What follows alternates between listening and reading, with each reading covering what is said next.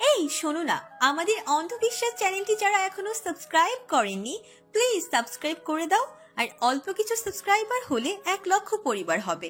সবাই please subscribe এবং বেশি বেশি শেয়ার করে দাও প্লিজ। আমি এত কষ্ট করে ভার্সিটির প্রফেসর হইলাম, টাকা পয়সা কামাইলাম, নিজেকে প্রতিষ্ঠিত করে একদম পারফেক্টভাবে প্রিপেয়ার করলাম, তবুও নিজের হবু শ্বশুর আব্বার সামনে যেয়ে বলতে পারতেছি না যে আব্বা আপনার মায়াটারে দেন, আমি ওইটারে আমার আন্ডাগো মা বানাবো। বুইরা ভিলেন পেট মোটা ব্যাটার আমারে পছন্দ হয় না, জ্বালা। তখনই রুদ্ধ তার সাদা পাঞ্জাবির হাতা গোটাতে গোটাতে ড্রয়িং রুমে এসে আবার পুনরায় সিঙ্গেল সোফায় রুদ্ধর সাদা পাঞ্জাবির হাতা গুটে কোমল ভঙ্গিতে হেলান দিল। রাত তাকালো রুদ্ধের দিকে। এই লোকটা এত সুন্দর কেন? এত সুন্দর তাকে হতে কে বলেছে? তার হাঁটা চলা, অঙ্গভঙ্গি, কথা বলার ধরন, তাকানোর ধরন, হাসার ধরন, সবকিছুতেই অন্যরকম এক ধরনের আকর্ষণ লেগে থাকে যেন। সুন্দর মানুষটার স্বভাব চরিত্র তার মতো রহস্যময় সুন্দর। কথাবার্তা শেষ করে একে একে যে যার রুমে চলে গেল। রুদ্ধ রুমে সেই পুফিকে কোলে তুলে নিয়ে বারান্দায় গেছে। রাত নিচে সব গোছগাছ করে রুমে এলো। সবাই এখন ভাত ঘুম দিবে। শীতের পরন্ত দুপুর, বিকেলের রাত প্রহর। রাত রুমে এসে ওয়াশরুমে গিয়ে ফ্রেশ হয়ে আসলো। এসে দেখে রুদ্ধ বিছানায় শুয়ে আছে, আর তার বুকের উপর ইদলা পাকিয়ে গুটে শুয়ে আছে পুফি। রাতকে ওয়াশরুম থেকে বের হতে দেখে রুদ্ধ বলল, রাত, কাছে এসো তো। রাতকে আসতে না দেখে অধৈর্য হয়ে রুদ্ধ আবার আজকে বলে উঠল, কই রাত পাখি, আসো না, ঘুমে চোখ লেগে আসছে, আমি তো উঠতে পারছি না, জলদি বুকে এসো, কুইক। রাত খানিকটা এগিয়ে গিয়ে দূরত্ব কমালো। বিছানায় রুদ্ধের পাশে গিয়ে বসলো। রাত পাশে গিয়ে বসতে রুদ্ধ গিয়ে রাতকে বুকে টেনে নিল। তারপর চোখ বুজে তার দুটো বিড়ালকে বুকের মধ্যে নিয়ে চুপচাপ শুয়ে রইল। রাত মুচকি হাসলো, মাথা উঁচু করে রুদ্ধের দিকে তাকালো। রুহের জগতে 50,000 বছর আগে সে এই মানুষটিকে বেছে নিয়ে নিজের করে নিয়েছিল। ভাগ্যিস রুদ্ধকে সে বেছেছিল। আকাশ কালচে নীল, যেন দীর্ঘশ্বাসের চাদরে নিজেকে মুড়ে রেখেছে। চারিদিক নিস্তব্ধ, এমনকি বাতাসও যেন পায়ের আওয়াজ চেপে হেঁটে চলে। গাছের পাতাগুলো নিশ্চল। তাপমাত্রা নেমে আসা দিনের তুলনায় অনেকটা হালকা ঠান্ডা পড়ে, কিন্তু তা চুমুক দেওয়া ধোয়া ওঠা চায়ের মতো নরম। বাতাস থাকে শান্ত, গাছ ছমছমে নিঃশব্দে বয়ে চলে। তাতে শুকনো পাতার মৃদু শব্দ শোনা যায় দূরে কোথাও। কুয়াশা আস্তে আস্তে জমতে শুরু করে শীতকালে, আর বর্ষাকালে মাটির গন্ধটা যেন আরে ভিজে ওঠে। নীরবতার শাসন করে চারপাশ।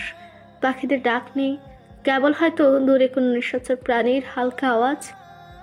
রাত বাজে প্রায় 12:30। রাতের খাওয়া দাওয়া শেষ হতে হতে প্রায় 11টা বেজেছিল। খাওয়া দাওয়া শেষে সবকিছু গুছিয়ে রুমে আসতে আসতে ঘন্টা খানেক লেগে গেছে। সারাদিন ভীষণ ব্যস্ততা আর থকলের উপর কাটায় ক্লান্ত শরীরে ঘরে যেতে সকালে ঘুমিয়ে গেছে। রাত ঘরে ফিরে ওয়াশরুমে নীরব নিরালায় ঢুকে পড়ে। সারাদিনের ক্লান্তি জলে ধুয়ে শরীর থেকে ধকল ছড়িয়ে গোলাপি রাঙা শাড়ি পাল্টে জন্মদিনের দিন রুদ্ধের দেওয়া সেই শুভ্র রঙা শাড়িটা পরে নিল। রুদ্ধ ঘরে এসে গোসল করে নিয়ে শুয়ে পড়েছে একটু আগেই। প্রফেসর সাহেবের একটু কিছু গায়ে লাগতে না লাগতে গোসল করা লাগবে, না হলে কপাল কুচকে বসে থাকবে। এমনিতেও লোকটা যা দেখে তাতে না হয় কপাল কুচকায়, না হলে নাক কুচকায়, যা তার রোজকার নিয়ম। আধ ভেজা গায়ে শুভ্র রঙের শাড়িটা কোনো মতে জড়িয়ে বেরিয়ে এলো রাত। চুল মুছতে মুছতে আয়নার সামনে গিয়ে দাঁড়ালো রাত। তোয়ালেটা চেয়ারের উপর মেলে দিয়ে খাটে বসতে রুদ্ধ হয়ে গিয়ে এসে থপ করে রাতের কোলে মাথা রেখে প্যাট জড়িয়ে ধরল। ঘুম জড়ানো কণ্ঠে বলল, রাত বউ, একটু চুলগুলো টেনে দাও না, মাথা ব্যথা করছে ভীষণ। রাত পাখি। রাত উত্তর দিল না। নিঃশ্বাস আটকে চুপ করে শুয়ে থাকলো। রুদ্ধ রাতকে এভাবে নিঃশব্দে আজকে চুপ করে শুয়ে থাকতে দেখে ধমকে দিয়ে বলল, এই মেয়ে, নিঃশ্বাস নিচ্ছ না কেন? নিঃশ্বাস নাও। রুদ্ধের ফিসফিস করে ধমক দেওয়াতে কেঁপে উঠল রাত। ভয়ঙ্কর অদ্ভুত ঠেকল এই মুহূর্তে রুদ্ধের কণ্ঠস্বর। তখনই রুদ্ধ রাতকে অবাক করে দিয়ে বলে উঠল, বউ, আর একটু শক্ত করে জড়িয়ে ধরি। নিরুত্তর হতবাক রাত। রুদ্ধ তার রাত রঙ্গনার জবাবের অপেক্ষা না করেই 2 হাতের বলিষ্ঠ বাহু বন্ধনীতে আবদ্ধ করে নিল। মুখটা এগিয়ে নিল রাতের গালের দিকে। খোঁচা খোঁচা দাড়ির স্পর্শ ছুঁয়ে গেল রাতের নরম প্যালব গাল দুটোই। তাৎক্ষণিক রাতের চিকন আঙ্গুলগুলো খামচে ধরল রুদ্ধের পরনের পাঞ্জাবি। রুদ্ধ অমৃত হাসল। রাতের নরম কোমল গালের শব্দ করে চুমুক খেয়ে কোমরের বাঁধন কঠিন হতে কঠিনতর করে মিশিয়ে নিল চিকন দেহখানি। রাতের কাঁধ বেয়ে নেমে পড়া আঁচলটা টেনে আলতো করে সরিয়ে দিল, মুখ ডুবালো, ঝক্কি দিয়ে কাঁপিয়ে তুলল রাতের সারা বদন। অত্যধিক মাত্রার কম্পনে চোখ বুজে রুদ্ধকে খামচে ধরল রাত। মুখ তুলে তাকায় রুদ্ধ, নেত্রভাসে রক্তাভ চেহারা, নিমিলিত আঁখি পল্লব। মন্থর গতিতে রুদ্ধের ঘুর লাগা দৃষ্টি ছুঁয়ে দিল রাতের চিকন সরু নরম ওষ্ঠাধর। রাত সামলে উঠতে পারে না, এত ভারী অনুভূতি। রুদ্ধ রাতের ঠিক কণ্ঠনালীর উপর ছোট্ট করে গাঢ়ভাবেই অথর ছুঁয়ে দিয়ে উদ্দীপনা শক্ত প্রগাঢ় গলায় বলে, আমার রাত রঙ্গনা, জান পাখি, এই কঠিন হৃদয়ে কম্পন তুলে কই পালাতে চাও এত? অনেক পালিয়েছ, এবার ধরা দাও এই অদমের প্রতি একটু দয়া দেখিয়ে রাত পাখি। আমার বউয়ের এই ছোট্ট বুকটায় আমার এত যত্নে গড়ে তোলা সমস্ত অনুভূতি, প্রগাঢ়তা, ভালোবাসা সবটুকু আমি চাই এখন রাত। দেবে সে অনুমতি? রুদ্ধের দিকে পিটপিট করে তাকালো রাত, কি নিঃসংকোচ মায়াময় এক আবেদন। এভাবে বললে যে নিজেকে সামলানো বড্ড কঠিন হয়ে পড়ে, তাকে এই লোকটা বোঝে না? এত হৃদয় নিংড়ানো কথা যে বলতে নেই। রাত থমকে যায় রুদ্ধ এমন করলে। কি করে জবাব দেবে রাত তা ভেবে পায় না। রুদ্ধ এবার প্রচণ্ড গাঢ় স্পর্শে হাত গলে দিল রাতের শাড়ির ভেতর, মুখের মাঝখানটায় মুখ ডুবিয়ে দিল। পরপর অসংখ্য ঠোঁটের স্পর্শ এঁকে দিল। ঘুর লাগা কণ্ঠে অস্থির হয়ে বলল, সম্মতি দাও বউ, অপেক্ষার প্রহর আর বাড়িও না, এই যন্ত্রণা আর সহ্য হচ্ছে না। এই প্রথম রাত রুদ্ধকে এতটা অস্থির, এতটা অধৈর্য হতে দেখল। রুদ্ধের এমন কণ্ঠস্বর উন্মাদ করে দিচ্ছে তাকে, অস্থির বানিয়ে দিচ্ছে। রুদ্ধের বলা প্রতিটি শব্দ কাঁপিয়ে দিচ্ছে তাকে। এই ঘোর ধরানো নিঃশক্ত কণ্ঠস্বর আর শুনতে চায় না রাত। আধার যুগলের কম্পন অস্বাভাবিকভাবে বেড়ে যায়। পায়ের তালুতে প্রচণ্ড জ্বলন অনুভূত হচ্ছে। আশার হয়ে আসা তপ্ত হাতটার কম্পমান স্পর্শ রাখলো রুদ্ধের ঘাড়ের পেছনে। রক্তিম গালটা এগিয়ে নিয়ে উষ্ণ তপ্ত অধর যুগল ছোয়ালো রুদ্ধের গলার অ্যাডাম অ্যাপেলের ঠিক উপরে, তারপর রুদ্ধের অথরে। রন্ধ্রে রন্ধ্রে বয়ে গেল তীব্র শিহরণ, আর শরীর ভাজে ভাজে প্রিয় মানুষটার হাতের বিচরণ।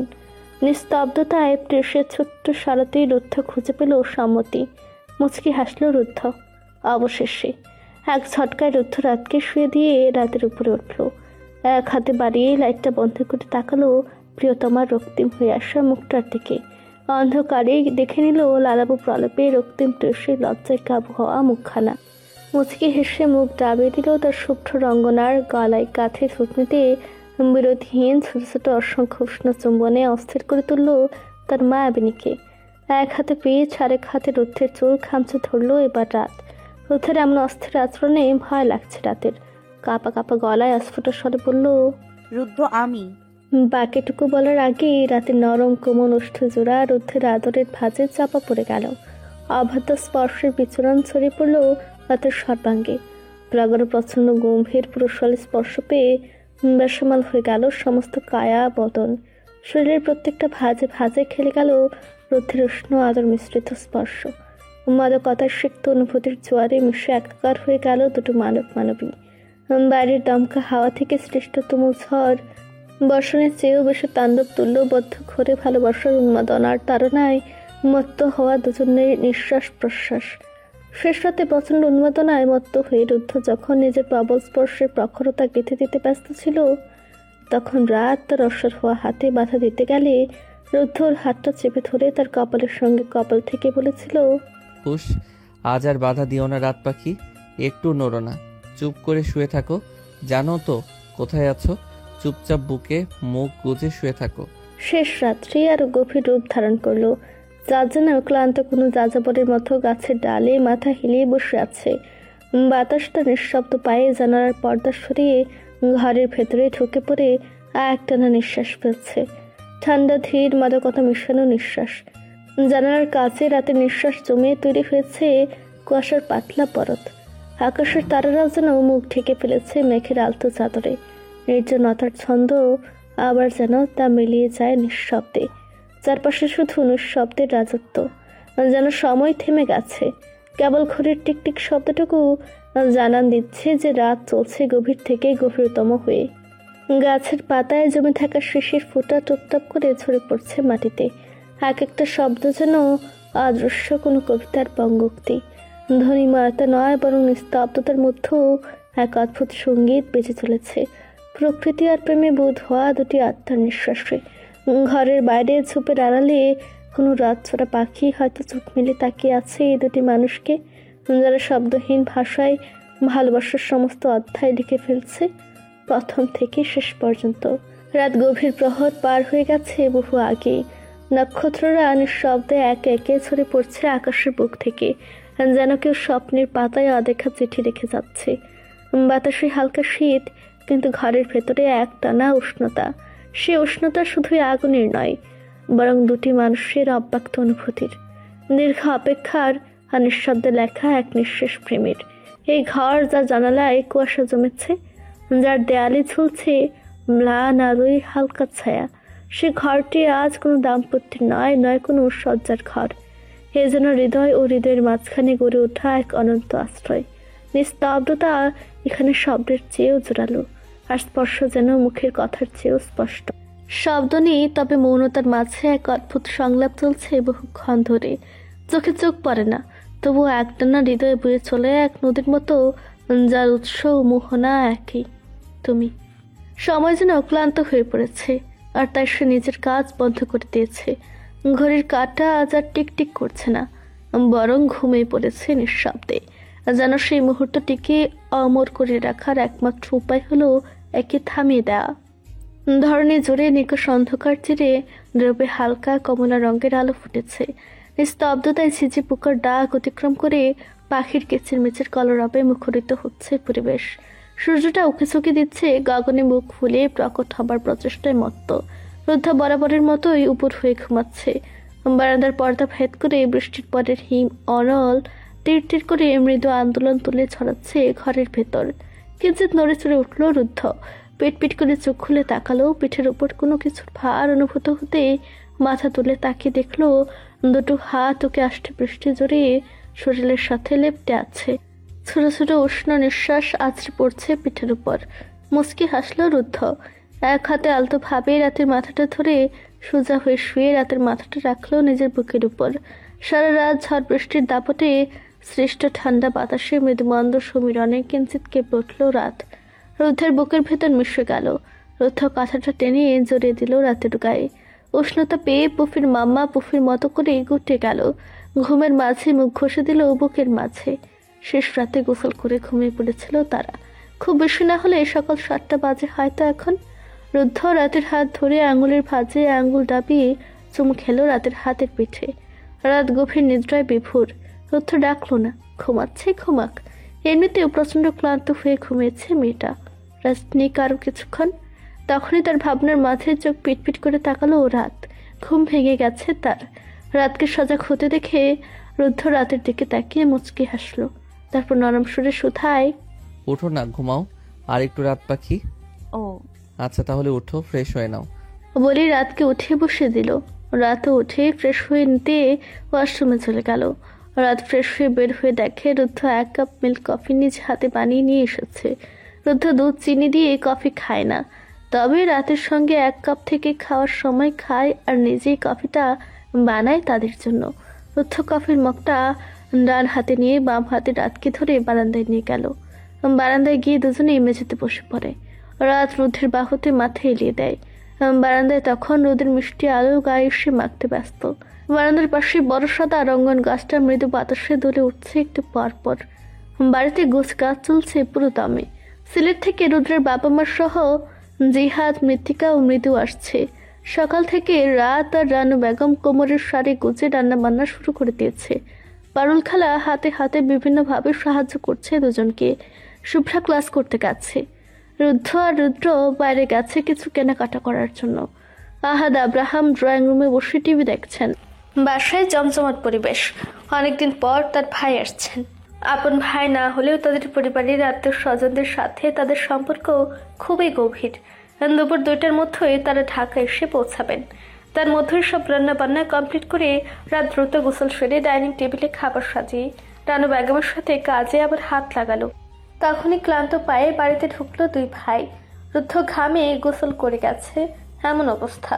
শুভ্র ত্বকে ঘাম বিন্দুগুলো চকচক করছে।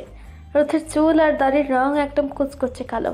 অসম্ভব সুন্দর লাগছে রুদ্ধকে এই অগোছালো অবস্থায়। রুদ্ধ আর রুদ্র আসতেই বাজার থেকে যা যা কেনাকাটা করে এনেছে তা এক এক করে রুদ্র রানু বেগমকে দেখাতে লাগলো। রাতের দিকে তখনই আকস্মাত তাকালো রুদ্ধ দরজার সাথে হেলান দিয়ে দাঁড়ানো, দুটো বলপূর্ণ হাত বুকের কাছে ভাঁজ করা, সাদা পাঞ্জাবের নিচে প্রশস্ত দেহের অস্তিত্ব, সমস্ত ব্যক্তিত্বের উপর দাম্ভিকতার ছাপ স্পষ্ট, আচার চলনে পারিপাট্যের ছোঁয়া। রুদ্ধ রাতের দিকে তাকিয়ে উপরে রুমে চলে গেল। বাজারের ব্যাগগুলো রেখে তড়িঘড়ি করে ঘরে ঢুকলো রুদ্র নিজেও। সকালে গোসল করে বেরিয়েছিল, কিন্তু এমন ঠান্ডা আবহাওয়াতেও ঘেমে গেছে বাজারের ভিড়ে।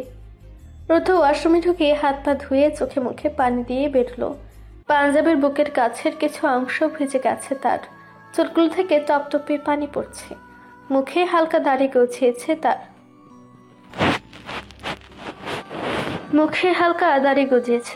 ওয়াশরুম থেকে বেরিয়ে তোয়ালে দিয়ে মুখ মুছতে যাবে, তখনই রাত এলো রুমে, হাতে শরবতের গ্লাস নিয়ে। তোয়ালেটা হাতে নিতে গিয়েও নিল না রুদ্ধ। চোখ মুদে তাকলো তার রাত রঙ্গনার দিকে। পরনে গোলাপি রঙের একটা পাতলা সুতির শাড়ি। মুচকি হেসে ফেলে রুদ্ধ। বিয়ের প্রথম দিন রাতকে সেই গোলাপি রঙের শাড়িতে দেখেছিল। গোলাপি রঙে রাঙানো রাত রঙ্গনাকে দেখে বুক কেঁপে উঠেছিল সেদিন তার। এরপর থেকে যতবারের সুযোগ হয়েছে এই হালকা গোলাপি রঙের শাড়ি সে কিনে এনেছিল রাতের জন্য। রাতের এখন ডজন খানেক গোলাপি রঙের শাড়ি আছে বলতে গেলে। হুট করে এই রুদ্ধ উপলব্ধি করলো রাত আর সে কিশোরীদের মতো দেখতে নেই। তার চেহারায় কেমন পরিপূর্ণতার ছাপ পড়েছে। গায়ের গরম, চেহারার উজ্জ্বলতার বৃদ্ধি সব মিলিয়ে বউ লাগে তার রাত রঙ্গনাকে। রুদ্ধের রাত রঙ্গনা। ধাপ করে উঠল রুদ্ধের হৃদয়স্থল। এক পা করে এগিয়ে গেল। রাত নিজেও এগিয়ে এলো। মাঝামাঝি দূরত্ব খুঁচিয়ে বা হাতের শরীর আঁচল তুলে রুদ্ধের কপাল আর চুল ভালো করে মুছিয়ে পানি ছেড়ে দিতে দিতে বলল, ক্লান্ত হয়ে পড়েছেন অনেক, আগে শরবতটুকুন খান। রুদ্ধ মুগ্ধ নয়নে তাকিয়ে রইল তার রাত রঙ্গনার দিকে। রুদ্ধ প্রত্যুত্তর করল না। রাতের হাত সময়ের গ্লাসটা ধরে মুখে নিয়ে ঢকঢক করে অর্ধেকটা শরবত খেয়ে বাকিটা রাতের মুখের সামনে ধরল। রুদ্ধের এমন কাণ্ডে রাত কিছু বলতে যাবে, তখনই রুদ্ধ এক হাতে তার কোমর জড়িয়ে ধরে বলল, চুপ, খাও চুপচাপ, একটু বেশি বেশি খাওয়া দাওয়া করো তো রাত। রাত না চাইলেও জোর করে খাইয়ে দিল রুদ্ধ। গ্লাসটা পাশে রেখে দু হাতে রাতের কোমর বন্ধনে জড়িয়ে বলল, জানো না স্বামীর সাথে এক পাত্রে খেলে মহব্বত বাড়ে। কথাটা বলেই রাতের কপালে চুমু খেল রুদ্ধ। তারপর রাতে নাকের সাথে নাক ঘষে বলল, বউ, টুকুস করে একটা চুমু খাও তো, অনেক ক্লান্ত লাগছে, এনার্জি দরকার এখন আমার। রুদ্ধের বাচ্চাদের মতো আদর আদর মিশ্রিত মুখ দেখে হাসলো রাত। হাত তুলে চিকন আঙ্গুলগুলো চালিয়ে দিল রুদ্ধের কপালে লিপ্ত থাকা ভেজা চুলগুলোতে। নরম গলায় বলল, এত বউ বউ করা ভালো না প্রফেসর ওরফে ইঞ্জিনিয়ার সাহেব। রুদ্ধ রাতকে আরো কাছে টেনে নিয়ে ললাটে অথর স্পর্শ করলো। বেশ খানিক সময় নিয়ে ঠোঁট দুটো চেপে ধরে রাখলো রাতের কপালে। পরম যত্নে ছোট্ট আদর দিয়ে রাতের নরম গালে হাত রেখে নাকের সাথে নাক ঘষতে ঘষতে বলল, কি করব বলো, বউ আমায় এমন প্রেমে ফেলেছে যে বউ ছাড়া আর ভালোই লাগে না। কি বিপদ বলো তো। রুদ্ধের কথায় ফিক করে হেসে দিলেও রাত, সাথে রুদ্ধ নিজেও আবেগে আপ্লুত হয়ে জড়িয়ে ধরে রুদ্ধের বুকের মাঝে মুখ গুজে দিল। বুকের মাঝে মাথাটা চেপে আঁকড়ে ধরল পিঠ। রুদ্ধ দু হাতে আগলে নিল শক্ত করে। তখনই ধারাম করে রুমে নাচতে নাচতে ঢুকলো শুভ্রা আর তাদের তুলা কন্যা পুফি। শুভ্রা রুমে ঢুকে ভাই ভাবিকে এমন অবস্থায় দেখে নাক কুচকে চিল্লিয়ে উঠে বলল, ও বাবা গো, ও মা গো, এগুলো কি হচ্ছে এই ভর দুপুরে? শুভ্রাকে দেখে সরে আসতে চাইলেও রাত, কিন্তু রুদ্ধ দিল না তাকে। সত্যি বরং আরো কাছে টেনে এনে তার কপালে চুমু খেলো আরো একটা। শুভ্রা বড় বড় চোখ করে ড্যাব ড্যাব করে তাকিয়ে রইল তার ভাইয়ের দিকে। এসব হচ্ছেটা কি রুমের ভেতর? তার সামনে তার ভাই এগুলো কি করছে? ছি, দোহাই লাগে, তোমরা থামো। ছি ছি, রোমান্স পরে করো, আগে নিচে চলো, চাচা চাচি এসেছে, সাথে জিহাদ ভাই আর আপুরাও এসেছে, জলদি আসো। বলেই রুদ্ধের বুক থেকে রাতকে টেনে নিয়ে যেতে লাগলো। তখনই রুদ্ধ পুনরায় রাতকে নিজের বুকে টেনে নিয়ে শুভ্রাকে ঝাড়ি দিয়ে বলল, চোখে দেখিস না তোর ভাবি আর আমি কোয়ালিটি টাইম স্পেন্ড করছি, তারপরেও আবার এসে বড় বড় কথা বলে তোর ভাবিকে নিয়ে যাচ্ছিস কোন সাহসে? হ্যাঁ, দিব এক থাপ্পড়, যা। ও আল্লাহ, এ কি ভাইয়া? ছি, এত বউ পাগল হইলা কবে? তুই যাবি? যাবো তো, আগে আমার ভাবি মনিকে দাও আমাকে। দিব না, যা ফোট। মাকে বলছি দাঁড়াও, যে তার দামড়া ছেলে বউ কোলে নিয়ে রুমে বসে আছে। আমি ভাবিকে চেয়েছি, তোমার ছেলে দেয়নি।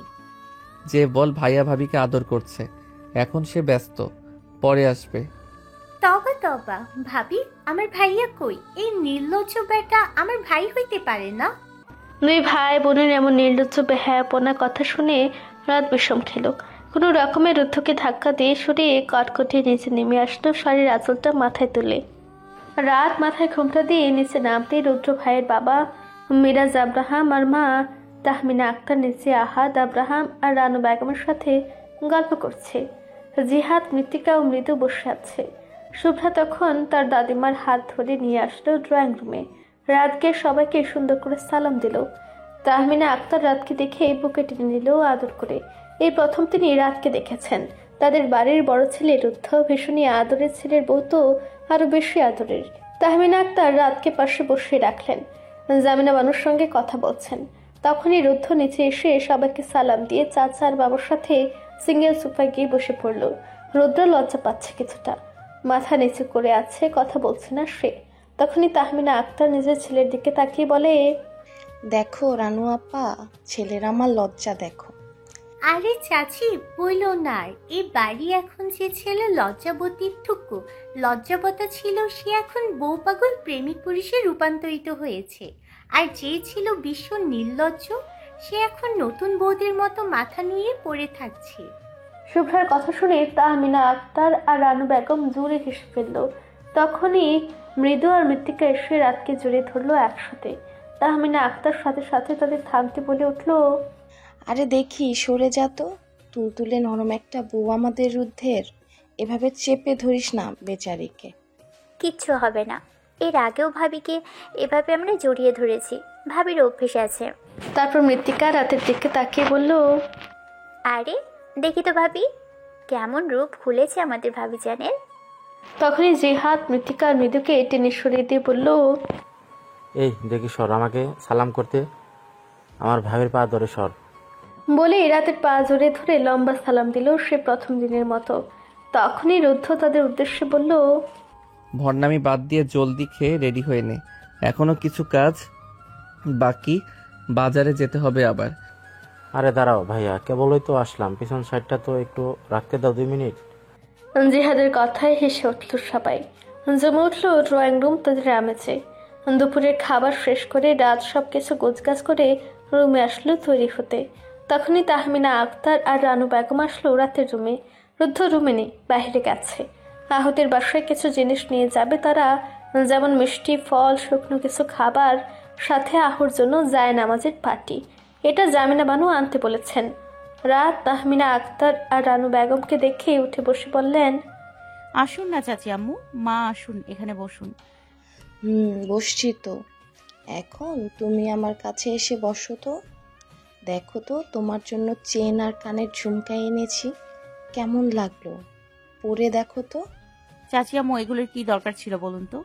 অনেক দরকার ছিল, আমাদের বাড়ির বড় বউ, খালি হাতে আমাদের রুদ্ধের বউকে দেখবো নাকি? তারপর নিজ হাতে রাতকে পরিয়ে দিলেন তিনি। রানু বেগম হেসে বললেন, কি মিষ্টি লাগছে রে রাত তোকে, মাশাআল্লাহ।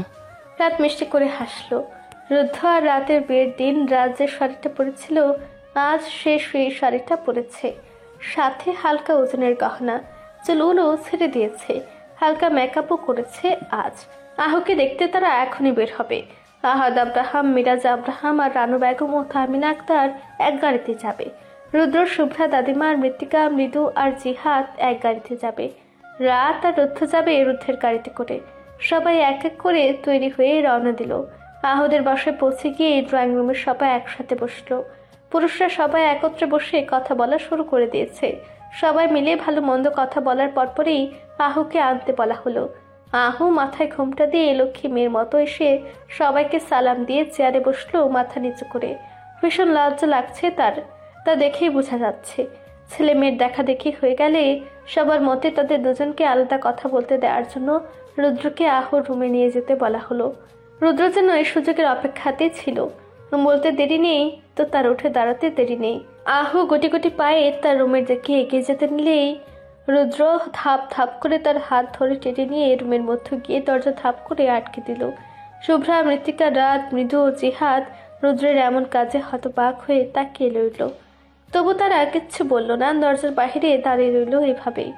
আহু আর রুদ্র একসাথে রুমের ভেতর ঢুকতেই রুদ্র দরজা আটকে দিল। তা দেখে আহু চিল্লিয়ে বলে উঠল, এই কি সমস্যা কি তোমার? দরজা আটকাচ্ছ কেন? রুদ্র কিছু বলল না, দরজা আটকে আহুর দিকে ফিরে দুই পাটে দাঁত বের করে দিয়ে হাসলো। কি ব্যাপার, এভাবে লুচ্চাদের মতো হাসতেছো কেন? একটু দুষ্টু কাজ করব তাই। এই খবরদার, কাছে আসবে না তুমি। উল্টোপাল্টা কোনো কিছু মাথায় ঘুরলে তা এখনই ছেড়ে পেলো বলে দিলাম। হবু শ্বশুর বাড়ি বসে হবু বউয়ের পায়ে লাথি খেও না। আরে আশ্চর্য, শুধু একটা জড়াই ধরতাম, বেশি কিছু করতাম নাকি? তুমি এমন ব্যবহার করো, আমার তো টেনশন হয়। তোমার সাথে আমি আমার আন্ডার বাচ্চা ফুটাবো কিভাবে? সে ফুটানোর সময় দেখা যাবে। এই সুন্দরী, তোমাকে না সেই গরম লাগছে। উফ, ছি, কি অশ্লীল মুখের ভাষা, দূর হও। একটা গরম গরম চুম্মা লাগবে আমার সুন্দরী। কাছে আসো তো, ওলে আমার বাবুটারে চাঁদ মুখখানে এগিয়ে দাও তো দেখি। তোমার হবু আন্ডা বাচ্চার বাপ তোমাকে একটু আদর করবে। আহু এই কথা শুনে ছিটকে সরে আসলো। রুদ্র আবার এক পা বাড়ালো, তারপর দু হাত বাড়িয়ে বলল, আরে আসো না বাবু, সোনা জাদুটোনা। আহু এবার বিরক্ত হয়ে রুদ্রের বুকে ধাক্কা দিয়ে সরে দিল। তারপর মেজাজ দেখে বলল, শুরু করে দিয়েছো তুমি আবার? তুমি ভালো হবে না, তাই না? হি হি হি। আহুর এমন কথা শুনে দাঁত বের করে দিয়ে হি হি করে হাসলো রুদ্র। 15 মিনিট হয়ে যাওয়ার পরেও কোনো সারা শব্দ না পেয়ে জিহাদ দরজার কাছে গিয়ে কান পাতল। শুভ্রা এবার অধৈর্য হয়ে গিয়ে দরজায় ধাক্কা দিয়ে বলল, এ ভাইয়া, কি করো কি ভিতরে? হ্যাঁ, দরজা খুলো না কেন? আরে এই রুদ্র, ভাইয়ার দোহাই লাগে, দরজা খুল। মেয়ে দেখতে আসছি আমরা, এভাবে দরজা আটকায় রাখলে ভালো দেখায় না। ভাইয়া মান, দরজা খুলো, দোহাই লাগে। আশ্চর্য, ভাইয়া বিয়ে পড়াইয়েই তো তোমাকে বিবাহিত পুরুষ বানিয়ে বাড়ি নিয়ে যাওয়া হবে, তাহলে এখন এগুলো কি শুরু করেছো দরজা খুলে? একে একে শুভ্রা, মৃত্তিকা, মৃদু আর জিহাদ চারজনই দরজা ধাক্কাতে লাগলো। ততক্ষণে দরজার ধাক্কা ধাক্কিতে আহুর মামাতো বড় বোন আর চাচাতো ছোট বোন এসে হাজির হলো। রুদ্রের কাহিনী শুনে তারও হতভম্ব হয়ে দরজার দিকে তাকিয়ে রইল। তখনই রুদ্র মুখে বড় হাসি ঝুলিয়ে দরজা খুলে বের হলো। কি হচ্ছিল কি রুমে? বইয়ের সঙ্গে স্পেশাল মিটিং, সর। কাউকে কিছু বলার সুযোগ না দিয়ে রুদ্র চলে গেল যেখানে সবাই বসে আছে। লিভিং রুমে গিয়ে চুপচাপ রুদ্রের পাশে গিয়ে বসে পড়ল লক্ষ্মী ছেলের মতো। কাজে এসে গেছে, সবাই কথা বলে ঠিক করেছে আকত আজ ঘুরিয়ে মেয়েকে রিং পরিয়ে যাবে। সবাই গোল হয়ে বসলো। আহু আর রুদ্রকে একসঙ্গে পাশাপাশি বসানো হলো। কাজে এসে বিয়ে পড়ানো শুরু করে দিয়েছেন। বিয়ে পড়ানো শেষ হয়ে গেলে সবাই আলহামদুলিল্লাহ বলে মিষ্টিমুখ করলো। রাত তখন ঠিক 1:32। শহরের কোলাহল বহু আগেই ঘুমিয়ে পড়েছে। ছাদে উঠে দাঁড়ালে মনে হয় যেন দুনিয়ার সমস্ত শব্দও থেমে গেছে। কেবল থেকে গেছে প্রকৃতির নিঃশব্দ এক আত্মা, যে বাতাসের শরীর গায়ে মেখে ঘুরে বেড়ায়। আকাশ জ্যোৎস্নায় ভিজে আছে। চাঁদটা আজ যেন একটু বেশি নরম, একটু বেশি ধোয়া ধোয়া, যেন তার আলো নিজের ওজনেই ধীরে ধীরে মাটিতে নামছে। ছাদের চারিদিকটায় সে চাঁদের আলো ছড়িয়ে পড়েছে, যেন সাদা এক শীতল চাদর বিছানো হয়েছে পুরো পৃথিবীর গায়ে। হঠাৎ করে মন খেয়াল করে বাতাসে আজ কিছু একটা বেশি আছে, একটা মৃদু মোহময়ী ঘ্রাণ। চারিপাশে ফুটে ওঠা রাত রানীর সুবাস যেন বাতাসের সঙ্গে মিশে পুরো ছাদটাকে ঘিরে ফেলেছে। কখনো সে ঘ্রাণটা আসে সূর্যাবুকের মাঝে, কখনো আবার দূরে সরে যায়, আবারও ফিরে আসে পরক্ষণেই। ফুলের ঘ্রাণ, জ্যোৎস্নার আলো আর নিঃশব্দ রাত, তারা যেন মিলে এক অলিখিত কবিতা বলে যায়, যেটা কেবল হৃদয় দিয়ে শোনা যায়, কান দিয়ে নয়। ছাদের এক কোনায় রাখা মাটির টবগুলো, যেগুলির পুঁথি ফুল, মাধবী লতা আর ছোট ছোট কাঠবেলি ফুটেছে, তারা এখন যেন নতুন রঙে জেগে উঠেছে। দিনের আলোর মতো করা নয়, কিন্তু চাঁদের আলোর কোমলতা তাদের গায়ে পড়ে একরকম ছায়া আলো খেলা শুরু হয়েছে, যা চোখে না পড়লেও মনের মধ্যে ছায়া ফেলে। বাতাসে হালকা শীতলতা এমন নয় যে কাঁপিয়ে দিবে, বরং একটা শান্ত ও আরাম বয়ে আনে। দূরে কোথাও একটা রাতছাড়া পাখি ডেকে উঠে আবার থেমে যায়। চারিপাশে এই নির্জনতা যেন শব্দের চাইতেও গভীর, যেন এই ছাদটা এখন আর শুধু একটা জায়গা নয়, এটা একটা অনুভূতি, একটা স্মৃতির পথঘাট। কিংবা ভেতরের নিঃশব্দ প্রশ্নগুলোর প্রতিধ্বনি শুনে ফেরার জন্য তৈরি করা কোনো আকাশের সিঁড়ি। খোলা বারান্দার একপাশে বসে আছে রুদ্ধ, হাতে জ্বলন্ত নিকোটিন। ধোয়ার কুণ্ডলি ধীরে ধীরে উপরের দিকে উঠে হারিয়ে যাচ্ছে অন্ধকার আকাশে। পরনে বরাবরের মতো একখানা শুভ্র নির্মল সাদারাঙা পাঞ্জাবি। দেশে সেই রাতের জন্য একটা দোলনা লাগিয়েছিল সে বারান্দায়, সেটাতে হেলান দিয়ে বসে আছে। যাদের মোলায়েম কোমল আলোয় সে ছুঁয়ে যাচ্ছে তার চিবুক, তার পাঞ্জাবির কাপড়। তার সামনে মাথা নিচু করে 2 হাত কপালে ঠেকিয়ে মেঝেতে বসে আছে রুদ্র। গাম্ভীর্যে মোড়া তার অবয়ব। আজ তারা আর আহরাকত আসরের নামাজ শেষে সম্পূর্ণ হয়েছে। নববিবাহিত কিন্তু চরম হতাশ রুদ্র। হাতে পানির বোতল, চোখে ঘুমহীন খুব। রুদ্রের পাশে গালে হাত দিয়ে তার দিকে তাকিয়ে আছে জিহাদ। রুদ্রের কফি শেষ, ধৈর্য প্রায় শেষ। রুদ্র রুদ্রের দিকে তাকিয়ে ধোঁয়া ছাড়তে ছাড়তে বলল, নিয়মিত ভালোবাসার গল্প শুনতে এবং পড়তে আমাদের অন্ধবিশ্বাস চ্যানেলটি সাবস্ক্রাইব করে পাশে থাকা বেল আইকনটি ক্লিক করুন। ধন্যবাদ সবাইকে।